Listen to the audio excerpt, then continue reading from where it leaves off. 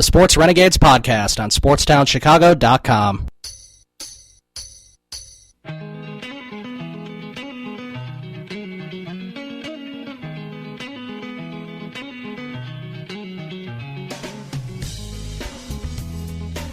Welcome back to the Sports Renegades here on SportsTownChicago.com. I'm Ryan Stuprich. And I'm Ryan Risky. We talked about the Bulls and some of the stuff that they're doing, and don't forget that the Bulls Summer League Championship game is on tonight. They've been perfect in the Summer League so far, which is pleasantly surprising, I guess. They're going to be facing the Minnesota Timberwolves tonight, so that we talked about the Bulls, talked about the White Sox and what they might or might not do at the trade deadline. What they probably won't do. Yeah, what they probably won't do, right. And now to close out the show, we're going to talk about the Cubs and sort of what they've been doing so far. They just won a series against the Rangers, which felt really good coming out of the All-Star break because they were scuffling coming out of the All-Star break, or going into the All-Star break, I should say. They come out, they win those first two games. It felt pretty good. It did, and I mean, obviously it goes back to winning that important game on Sunday against the Pirates because if the Pirates had won that, the Cubs' lead in the division would have been down to 5.5 games, where now it's back to, I believe, 7.5. Right. Unfortunately, the Pirates just, I think yesterday they won like a thriller, like a 16 or 17 inning game. 18 innings. 18 innings. And yeah, as I said, that the Cubs lead 8 over the Cardinals, 8.5 over the Pirates. So. Nice. Yeah, I mean, it's still it's still a steady lead. It's a lead that if the Cubs, continue to not, obviously if they slump again, that would not be good. But if they stay pretty consistent throughout the season, there's no reason why they wouldn't win the division. Right. And then, going back to that skit at the end of the first half and all the Cub fans overreacting. Gotta love the overreaction. It's like, oh, yeah, let's trade for someone. It's just kind of like, you do realize that every single pitcher on the pitching staff is giving up runs. You're not going to trade for a starter and a reliever and then everything magically goes away. The problem was the entire staff, not just one or two guys, an entire Except staff. For Hendricks, really, was the only one. Yeah, except for Hendricks, and then they, for whatever reason, they decided, well, I kind of agreed with that, when they had him pitch out of the bullpen at the end of the first half when they because I was just kind of thinking, well, Hamill's probably going to go to second half Hamill, and those will be extra innings that Hendricks doesn't have on his arm at the end of the season and into the playoffs. Right. Yeah. I mean, it was upsetting that they were losing. Very upsetting. The way they were losing, but that there was no need for people to be calling for like drastic changes in the organization and the roster, and the offense is there, and that's not an issue. Right, and you also had to expect that John Lackey wouldn't be keeping up a 2.50 ERA. Right, I mean, he's like, 36, 37, 38 maybe? So, I mean, he's in his late 30s. He's going to get progressively worse probably, but again, the Cubs are prepared for that, and that is why we are trying to figure out, Ryan and I, what they're going to do at the trade deadline. And Ryan had some proposed trades that could possibly happen, and we're going to see if we agree with them or disagree with them and what they're going to do. Now, if you were the Cubs, I want you to know if you'll accept these. Now, first of all, this first trade is more of an off-season trade, not a trade deadline trade. Okay. Kyle Schwarber for Chris Sale. Kyle Schwarber for Chris Sale. I think I would do it, strictly because, I mean, it's hard to pass up on an arm like Sale. And I think, he can fit in the rotation pretty well because, Hamill and Lackey. Well, of course, Lackey's only going to be here for the few years that he is. And so I think Sale will be a good opportunity. I think you could, move Hamill to the bullpen possibly, or he'd be gone. Hamill's gone after this season. Yeah, Hamill would be gone regardless probably. So, yeah, I think Sale would be a great addition. And, of course, the Cubs have an influx of outfielders. So Schwarber going to another Chicago team, I feel like I wouldn't be so upset about it. I mean, I'm going to miss him. And, he was very important in the postseason in 2015. But I feel like I would do that. Now, what if the Sox said no and they counter with Jose Quintana for Kyle Schwarber? I don't know if I would do that. Sale is so much different. I mean, Sale is like a once-in-a-lifetime guy almost. Quintana is just a really good pitcher. So I don't know. I don't think I would take Schwarber for Quintana unless the Sox threw in something else, which I don't know what they would. But what do they have? I would take Schwarber for Sale. Yeah. Now, that Schwarber for sale is kind of more of wishful thinking because the Sox would not do that unless the Cubs threw in more players. Right.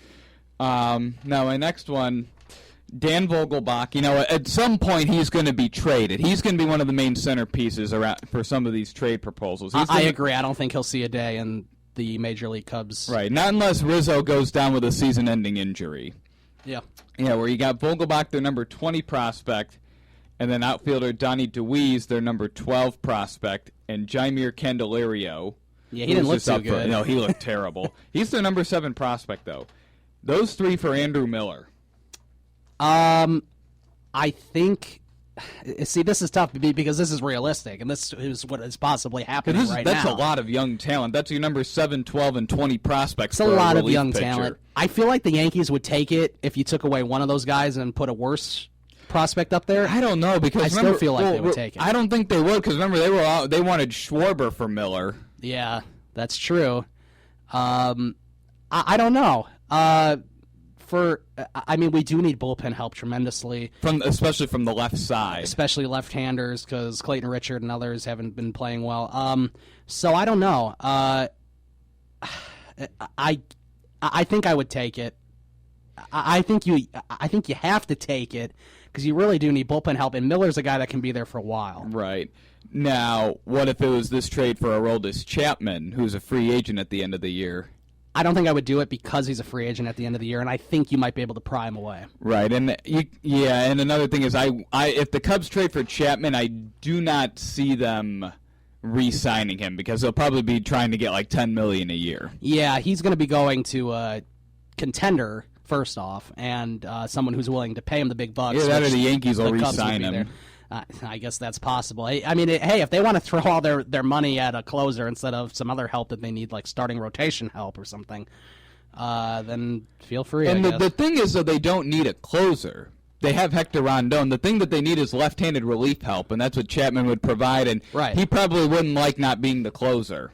And let's not forget, a lot of people were harping on Rondon because he didn't pitch well when they were all slumping, but I think that just had to do with the Cubs weren't playing well. I thought Rondon was pitching all right during that. He wasn't like coming in and giving up 5 runs like Adam Warren was. Hey, he pitched well that last game before the All-Star break. He shut down the Pirates, and the Cubs won 6-5. So he'd have a couple outings that he allowed a run. It wasn't like Warren or Grimm. It wasn't just like a complete collapse. Or insert any other Cubs relief pitcher who came in and gave up like 3 or 4 runs. Are there any other trades? Oh yeah, I came prepared. We'll do a couple more because we're running out of time here. Dwayne Underwood, who's the Cubs' number 1 pitching prospect, kind of their golden pitching prospect that they've got, and he's their number 1 pitcher. Billy McKinney, who's the guy they got in the Addison Russell trade, the Athletics first-round pick in 2013. He's an outfielder, and Jaimir Candelario for Jake Odorizzi. Oh, Odorizzi hasn't pitched too well this year, has he? I know I had him on my fantasy team. 4.20 ERA probably. I don't know if I would do it. I think I'd say no right now. Because you know that these pitchers they're going to be tough to get just because they have so much years of control left. Odorizzi probably has another 4 years of team control left. Right. So they're not, even though they're not pitching their best. And now here's definitely another guy who's definitely not pitching his best. I got Jorge Soler, Dan Vogelbach, Pierce Johnson, who's another one of the Cubs' top pitching prospects. Ryan Williams, who's their number 19 prospect. He's a starting pitcher at AAA who was drafted in 2014. He quickly rose through the system. And Jaimir Candelario for Chris Archer. And Xavier Cedeno, who's the Rays' left-handed relief specialist. I would possibly do that. I think I would. The thing that's tough about that one is how bad Archer has been this year. His 4.68 ERA is not appealing. I think a lot of that has to do with him being on a bad team. I don't know. It's just like if you look at a lot of his starts, he's giving up 5 runs a game. Yeah. That's true. I don't know if his arm's taxed from throwing 250 innings or 230 innings last year. Yeah. I don't know. I've seen the potential, though. The potential is there. He has been one of the best in the American League at certain points throughout his short career. So I think I would pull the plug. I think I'd do that. Yeah, I mean and then Xavier Cedeno's having a great year from the left side of the bullpen. This is a little smaller of a trade. You got Mark Zagunis, your number 18 prospect. He's a catcher/outfielder. Oscar De La Cruz, your number 10 prospect. He's a pitcher. And Clayton Richard for Will Smith, Brewers' left-handed relief specialist. Maybe.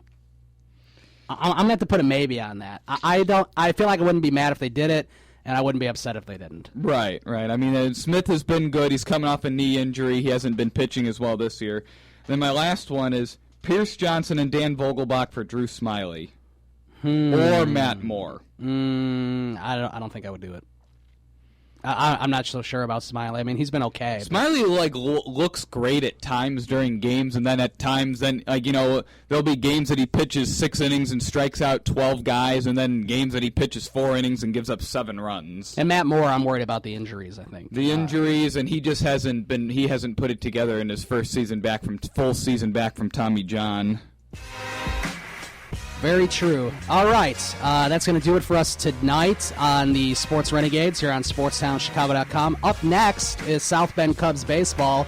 According to the calendar, it looks like they're playing Kane County. So I believe that's at Kane County. I think it is. Yes, because the things in white are away. So it's going to be at Kane County. Maybe you can go on over there to Geneva to see it. I'm Ryan Stuprich. And I'm Ryan Risky. And we'll talk to you next time here on Sports Renegades, SportsNowChicago.com.